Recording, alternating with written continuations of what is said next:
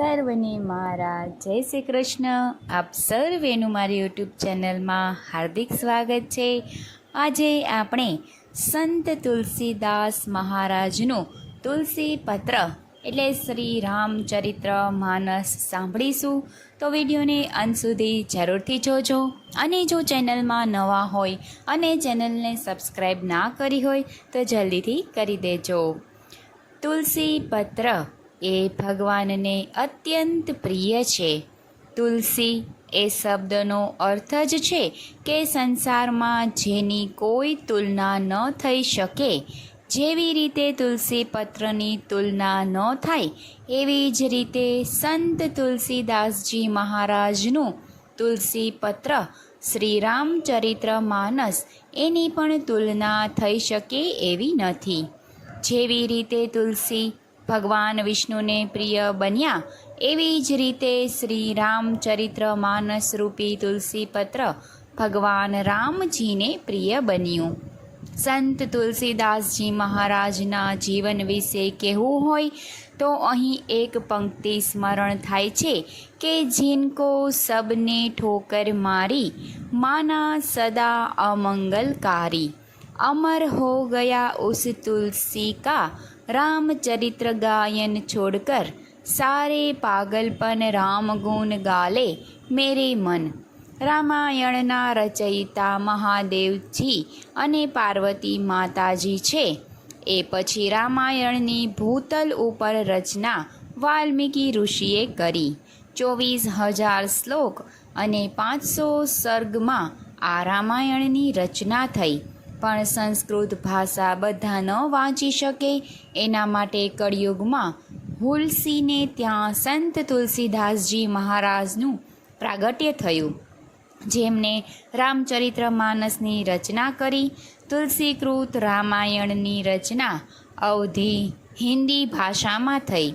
રામાયણની ચોપાઈઓનું ગાન દરેક વ્યક્તિ કરે છે. ઉદાહરણ રૂપે આજે સુંદરકાંડનો પાઠ એ દરેક વ્યક્તિ કરે છે. તુલસીદાસજી મહારાજ રામાયણ લખવાનો પ્રારંભ અયોધ્યામાં કર્યો. તુલસીદાસજી મહારાજ પોતે જ વર્ણવે છે કે 9મી ભોમવાર મધુમાસા અવધપુરીય યહ ચરિત્ર પ્રકાશા. રામનવમી હતી, મંગળવાર હતો. હિન્દુ પંચાંગ પ્રમાણે સંવંત 1631ની સાલમાં રામચરિત્ર માનસની રચના થઈ. તુલસીદાસજી મહારાજ બાલકાંડમાં વર્ણવે છે કે સંવંત 1631 કહત હું કથા હરિપદ ધરી સીસા સાદર શિવહી નાવહી માથા બરનહુ વિશદ રામગુણ ગાથા 9મી ભોમવાર મધુમાસા અવધપુરી યહ ચરિત્ર પ્રકાશા. સરયુ નદીમાં સ્નાન કરી પોતાના મનને શ્રોતા બનાવી તુલસીદાસજી મહારાજ રામાયણની રચના કરી. આ ગ્રંથનું નામ રામાયણ ન રાખતા રામચરિત્ર માનસ રાખ્યું. તુલસીદાસજી મહારાજ વર્ણવે છે કે રામચરિત્ર માનસ યહી નામા સુનત શ્રવણ પાવરી વિશ્રામા.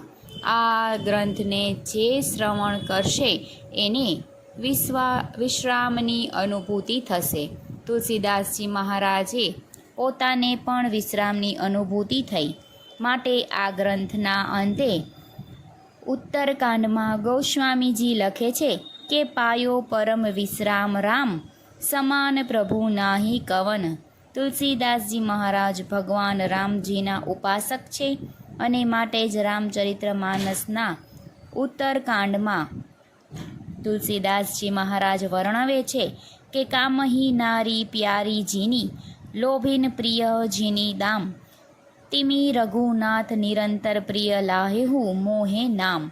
જેવી રીતે કામી પુરુષને સ્ત્રી પ્રિય છે, લોભી મનુષ્યને જેની રીતે ધન પ્રિય છે, એવી જ રીતે ભગવાન શ્રી રામજીનું નામ મને પ્રિય છે. રામચરિત્ર માનસ એ તુલસીદાસજી મહારાજની ભક્તિ પરખ રચના છે. પ્રેમનો અર્થ થાય છે ભક્તિ અને ભક્તિનો અર્થ થાય છે પ્રેમ. અને માટે જ ભગવાન શ્રી રામજી 14 વર્ષનો વનવાસ પરિપૂર્ણ કરી અયોધ્યામાં આવ્યા ત્યારે શું સ્થિતિ થઈ એનું વર્ણન તુલસીદાસજી મહારાજ કરે છે। પ્રેમાતુર સબ લોગ નિહારી કૌતુક કિન્હ ક્રિકાહ ખરારી અમિત રૂપ પ્રગટેહુ તેહી કાલા થયા જોગ સબ મિલત કિપાલા। જ્યારે ભગવાન શ્રી રામજી અયોધ્યા આવ્યા ત્યારે અયોધ્યાના પ્રજાજનો પ્રેમાતુર જોયા।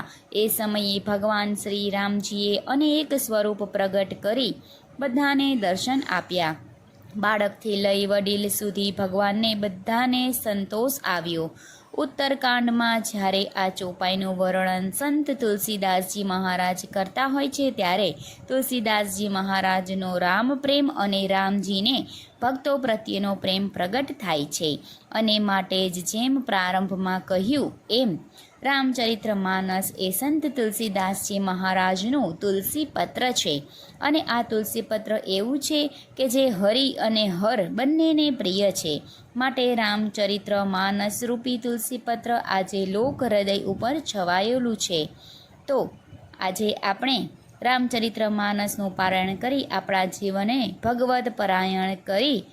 તો સર્વને મારા જય શ્રી રામ।